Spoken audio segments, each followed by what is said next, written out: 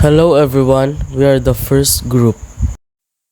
I am Seminarian Dax Raven Luz, and together with me are Seminarian Endo M. Dumaniel and Seminarian Andrew Nathan Corre.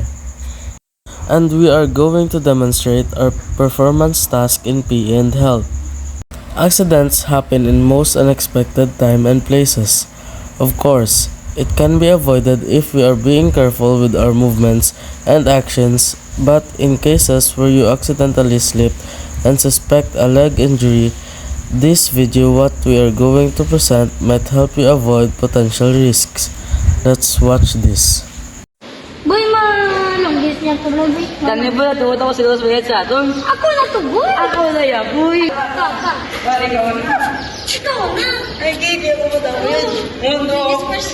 Oh! Ay, ka di, boy. Relax talaga yung boy. Boy. Sabi. This part of the video you can see a potential leg injury.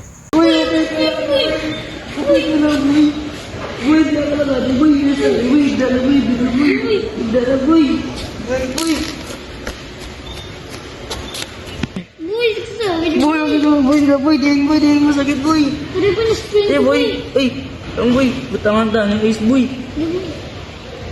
Boy, alisan. Ay, boy, kipa hindi masakit, boy. Okay ka na, boy. Sakit Sige na, boy.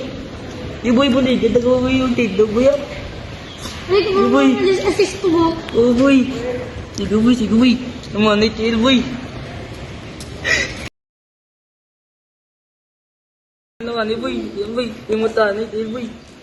Boy, ah. Yung mata ang lang tindog, boy, ah. Boy. Wow. Tito ka ni boy. Buka ni boy, pungkuha na. Lang. Hindi ko ito dasong, boy. Boy, ah. Mata. 3, 2, 1, go. Boy, dulong ko dito. Boy. Boy, Dalawang baka ni boy sa klinik, boy, ah. Sige, boy.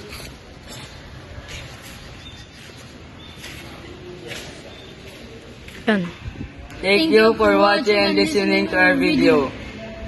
And that's the end of our presentation. Thank you for watching. Bye-bye.